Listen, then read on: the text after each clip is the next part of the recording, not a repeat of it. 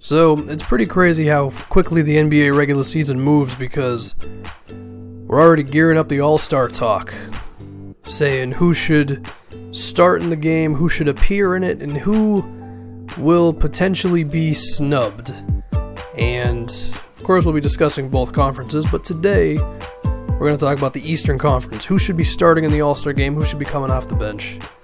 And let's go with the point guards first. And I think in the East, the point guards who have a real claim would be Kyle Lowry, Isaiah Thomas, Reggie Jackson, John Wall, Kemba Walker, I guess, and Jeff Teague.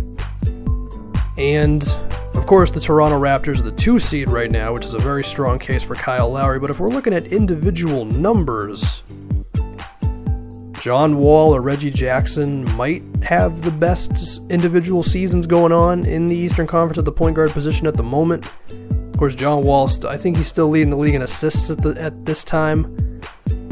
But however, John Wall's Wizards are currently the 11th seed, and Reggie Jackson's Pistons are the 7th, whereas, like I mentioned, the Raptors are the 2nd best team in the conference.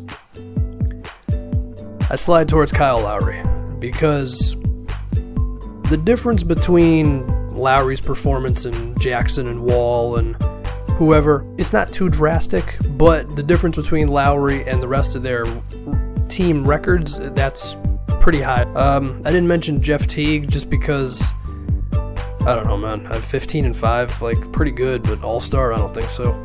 As for the backup point guard spot, look, I'm a Celtics fan, and I would love to see Isaiah Thomas in there.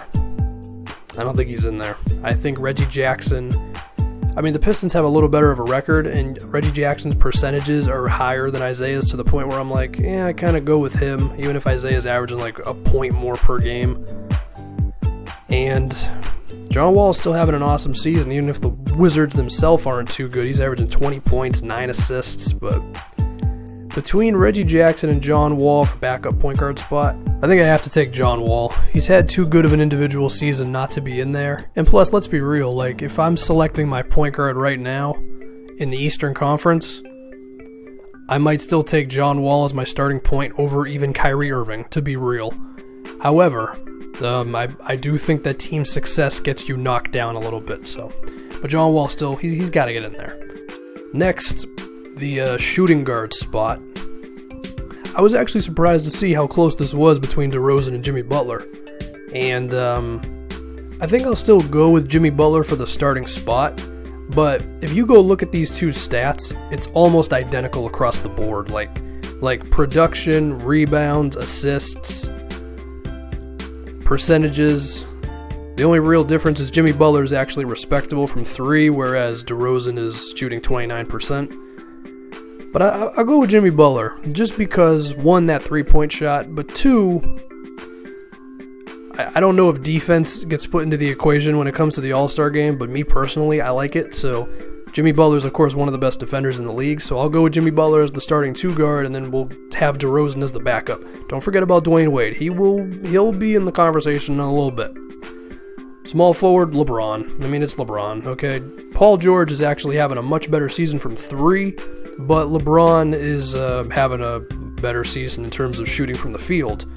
Paul George's field goal percentage is actually a little low. It's at 41% right now. That's actually a little kind of not good, but he's still having a fantastic season. He deserves to be the backup small forward. Of course, Indiana's the 6th seed right now, so. And like I mentioned with Dwayne Wade, watch out for Carmelo Anthony. Okay, he's not out of the picture just yet. Starting power forward, I think this is where you could put Carmelo Anthony in the game. You could. It should be noted that Chris Bosh is having a fantastic season. The guy's averaging 19 points, 47 from the field, 39 from 3, 80 from the free throw line. Miami's the 5th seed, and of course Bosh is a decent defensive player as well. However, Carmelo Anthony's 21 points and, not amazing percentages, but pretty good.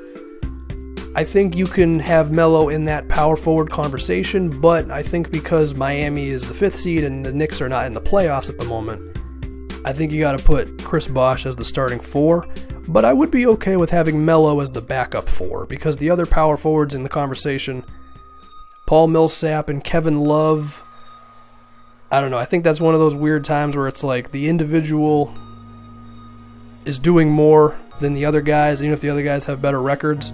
I don't know. That's just gut feeling. I'd put Carmelo Anthony as the backup 4. So there you go. Now, the center conversation is, well, it's kind of real and it's kind of not real. Andre Drummond's the starting center for obvious reasons. I know the Pistons are the 7th seed, but when you're by far and away the best center in the conference, you're by far and away the best center in the conference. So you're in. As for the backup center talk, there's some names. Al Horford, Pau Gasol, Hassan Whiteside, and Nikola Vucevic. We should note that Brook Lopez and Jahlil Okafor are having fine seasons, but their teams are awful, so they don't count. You can make a case for all 4 of them in a way. I mean, you could say Whiteside's rebounding and rim protection is by far the best. You could say Vucevic is averaging the most points. You could say Al Horford's the best defender and most versatile, even though versatility really doesn't show up in stats too much. I think I'm going to go with Pau Gasol, because the Bulls are the 3 seed, which is the best record among these 4 guys. I also think that, I mean, it's 16 and 10, 2 blocks a game. He's actually killing Al Horford in terms of numbers in a way. He's averaging over 3 more rebounds per game. His rebounds are about right in line with Whiteside's, but his scoring kills Whiteside. And then Vucevic makes a case in terms of all the stats, but the magic of the 8th seed. I feel like Pau Gasol is the best combination of all of it.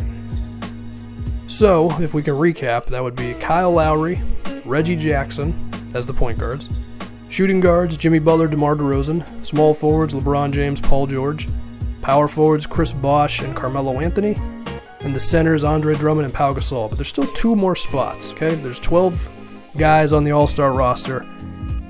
I would say you have to put Dwayne Wade into one of them. I mean, the guy's having a fine season, okay? 19 points, 45% from the field, and the Heat of the 5th seed, like I've mentioned. I think Wade deserves one of those last 2 spots. So who is the last guy? I think the candidates would be Paul Millsap. I think he just edges out Kevin Love by a bit. And then between Al Horford, Whiteside, and Vucevic, I just kind of side towards Al Horford. I just think he's a better player than Whiteside. It is what it is. I think Whiteside's been inconsistent. I think his scoring is, it's 12 points per game. It's kind of tough.